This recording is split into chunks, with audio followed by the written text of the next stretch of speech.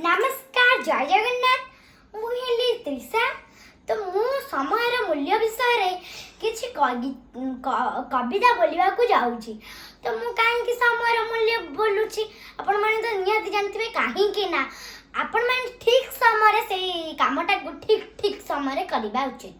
से समय मूल्य गीतटा बोलवा को जाऊँगी आपण मैंने तादर किसी बुझे समय को आम ठीक समय करवा तो चलते समय मूल्य विषय एबे गीतटी बोलिबा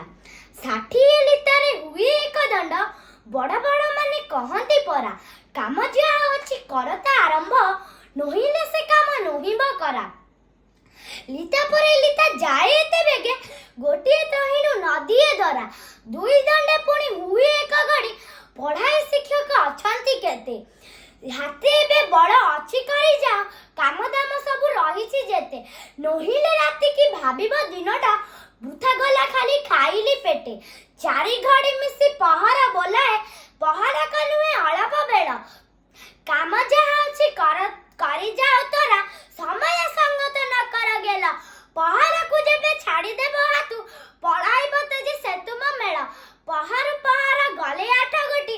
हुए एक दिन जान कि नहीं 3टी पहर सोइबा को सिना बाकी 5 गोटी कामर पाए पहर बसी काम कर नहिले व्यर्थ जीव से धाय 30 दिन रे पूरे एक मास वर्ष हुए 12 मास को नहीं 12 मास गले वर्ष बीती गला जुझिए बापर समय पाए सेतिपाई प्रतिलिता प्रतिदंड जागी था पिले ना छाड़ के तो मोर एबे गीतटी सरीला तो आपण माने तो ठीक एबे बुझी जाइतिबे आमे समय को ठीक कले आपण जानि परिबे कोन हबो तो रहिली नमस्कार जय जगन्नाथ आर वीडियो को देखा